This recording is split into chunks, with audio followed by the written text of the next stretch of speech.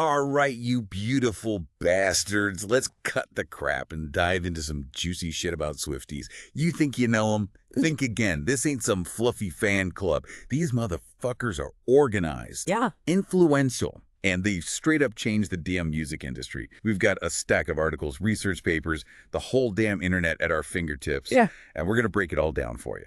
It's weird, right? It's like they operate on a different level than any other fan base out there. They're more like a subculture.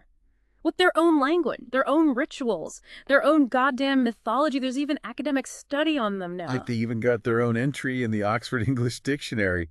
That's some serious clout. So walk me through this. How the hell did we get here? How did a bunch of Taylor Swift fans become this cultural phenomenon? Well, you got to start with Taylor herself. She's not just a talented musician, she's a marketing genius. She understood the power of social media before it was even a thing. Back when MySpace was the hottest shit, she was already connecting with fans on a personal level, building a community around her music. Yeah, she was on MySpace back when Tom was still running the show. Sliding into DMs like a goddamn pro. It's ancient history in internet time. But it obviously laid the groundwork for what we're seeing today. Exactly.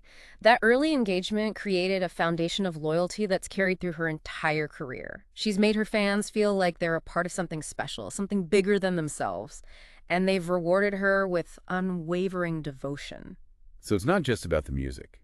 It's about the connection, the community. These fans feel like they've grown up with her, shared her journey through all the ups and downs. That explains why they're so goddamn invested in her life, her career, her every goddamn move. Right. It's like a shared history. They've been through her genre shifts, her controversies, all of it. The Swiftie fandom evolved alongside her career.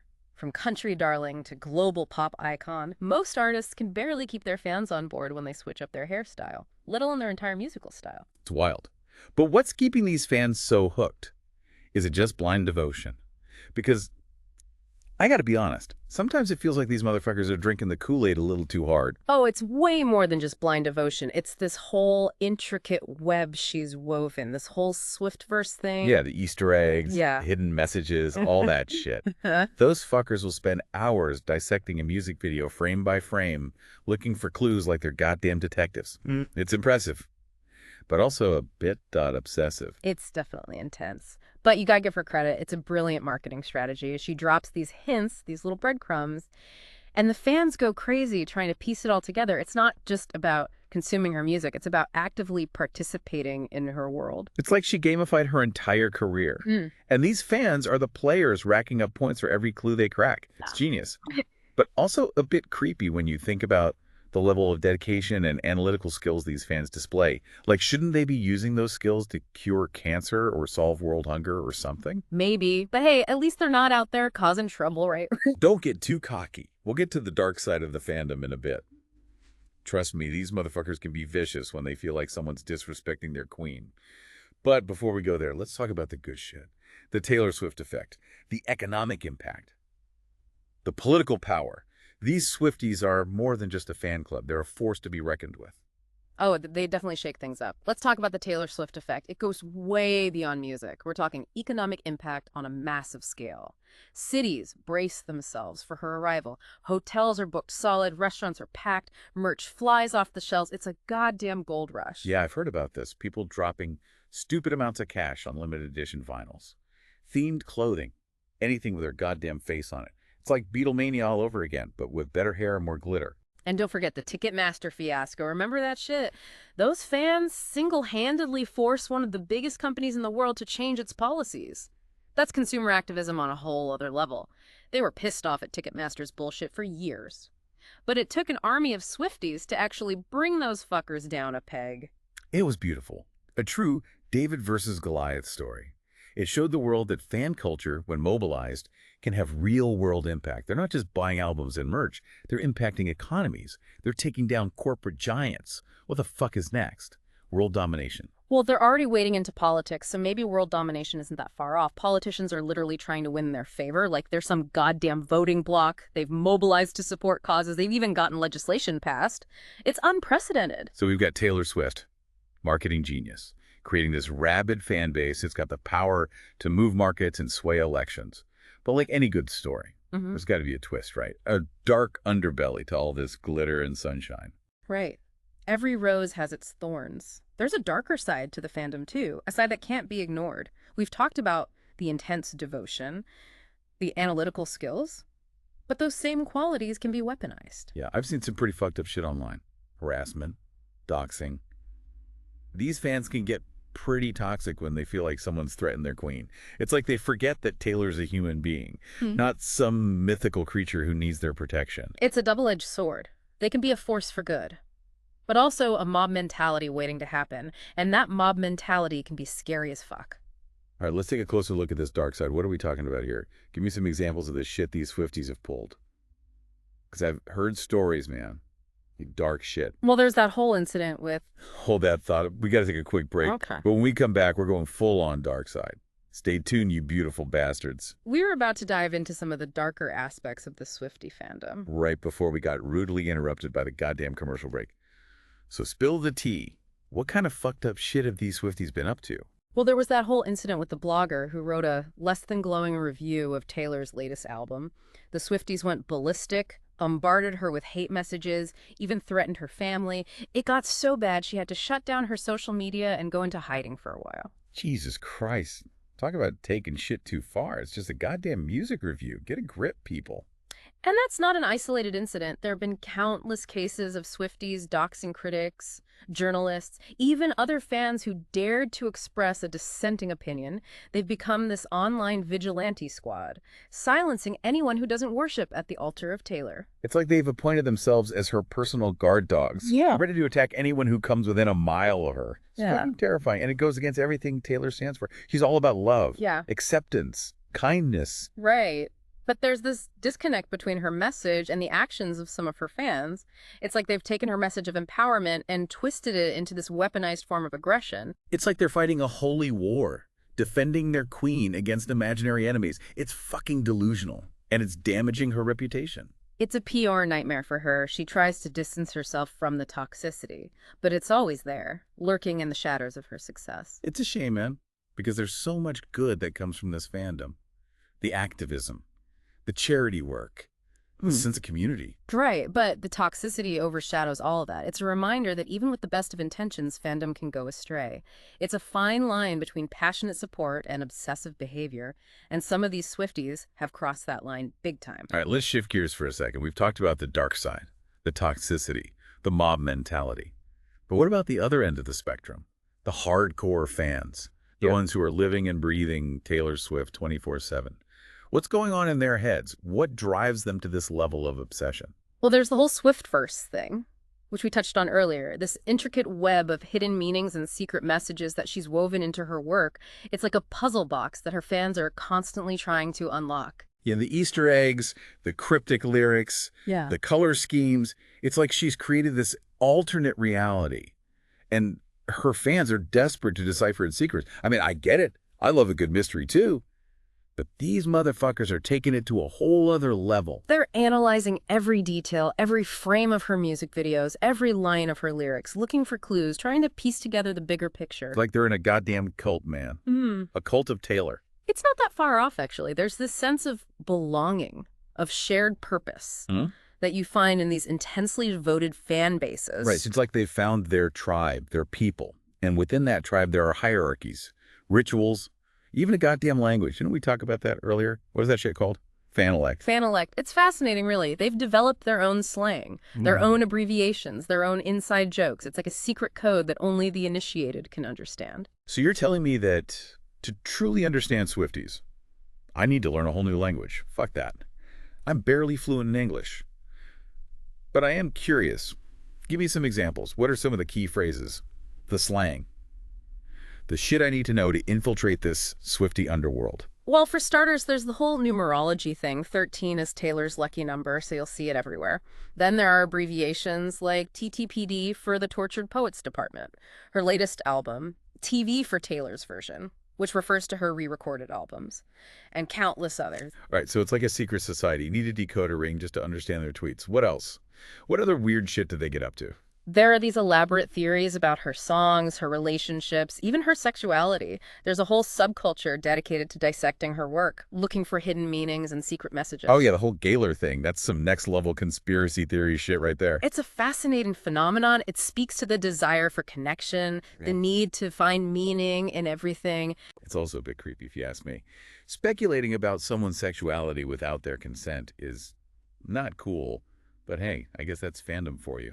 Always pushing boundaries, always blurring the lines. Right. And it's not just about Taylor's personal life. They analyze her music videos, her fashion choices, her social media posts. Everything is a potential clue, a piece of the puzzle. It's like they're living in this alternate reality where everything is connected, everything has meaning. It's kind of beautiful in the twisted sort of way. It is fascinating to observe. And it's not just about the individual fan, it's about the collective power of the fandom. Yeah, we've seen what they can do. They can take down Ticketmaster, they can sway elections, they can make or break careers.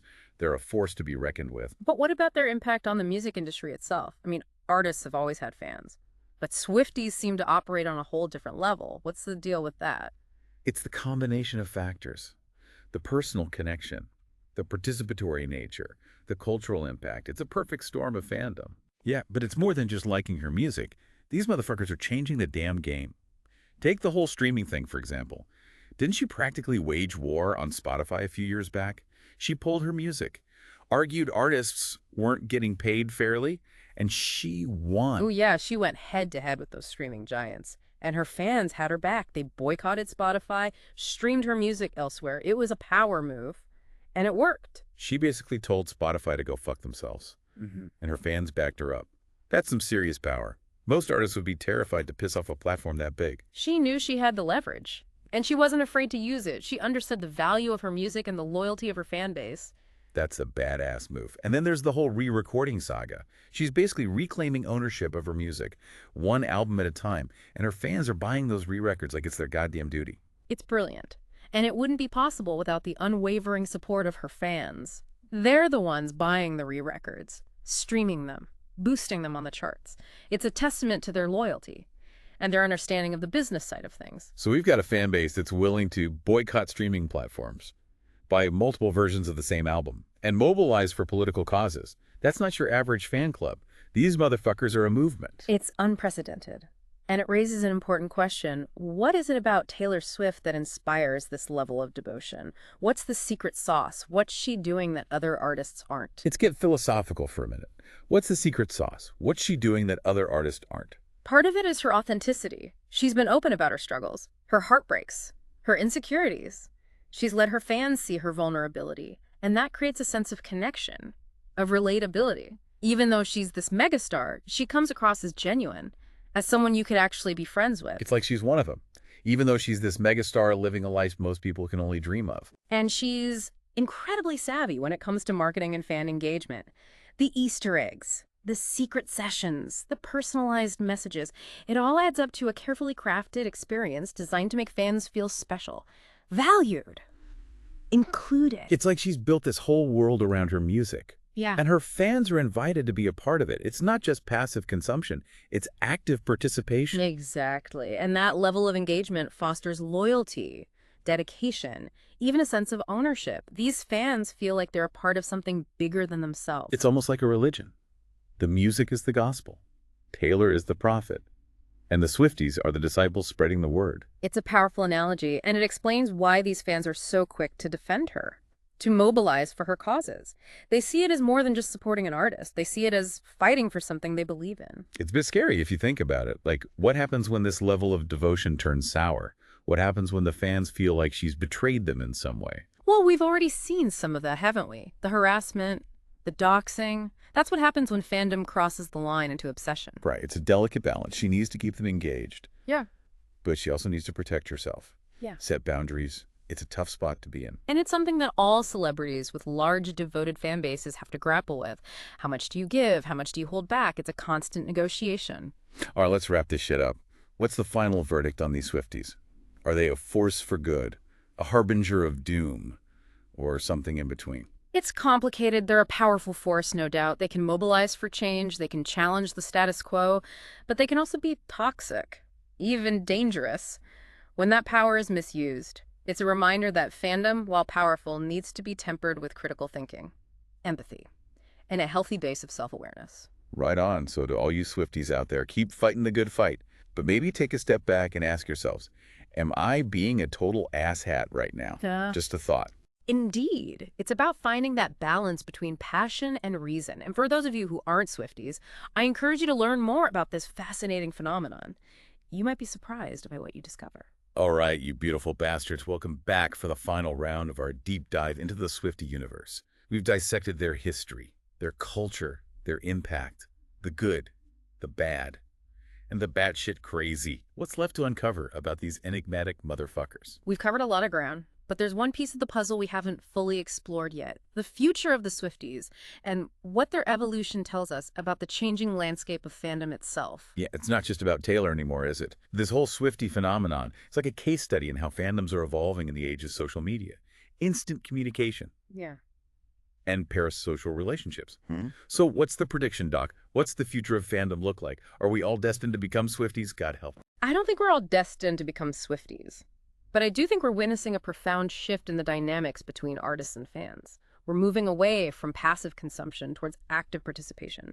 Fans are no longer content to just sit back and enjoy the music, the movies, the shows. They want to be a part of the experience, to shape the narrative, to connect with the creators. Like that whole choose-your-own-adventure thing. But for pop culture, you're not just reading the story. You're writing it along with the author, which is pretty cool when you think about it, but also a bit scary to me. Like, what happens when the fans start dictating the story? What happens when their expectations don't align with the artist's vision? It's a tightrope walk for sure. Artists need to find a way to harness the power of fandom without sacrificing their own autonomy. It's about collaboration, not capitulation. Taylor's done a brilliant job of this, engaging with her fans, incorporating their ideas, but ultimately staying true to her own creative vision. Yeah, she's like the puppet master. But the puppets are all hopped up on sugar and screaming for blood. It's a delicate balance, man. But it's also what makes the Swiftie phenomenon so fascinating. They're not just fans. They're collaborators, co-creators, even antagonists sometimes.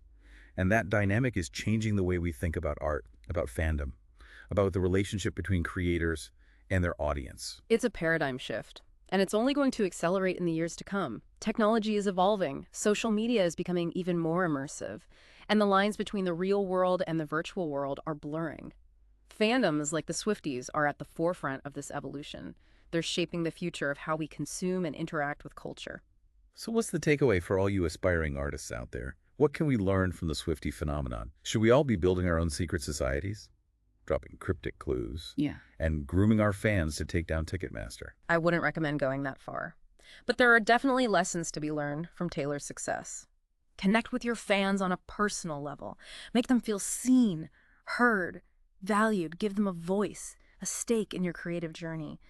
And be prepared for the ride, because it's going to be wild. Right on. So to all you Swifties out there, keep shaking things up. Keep pushing boundaries. Keep being in the most dedicated and occasionally terrifying fan base on the planet.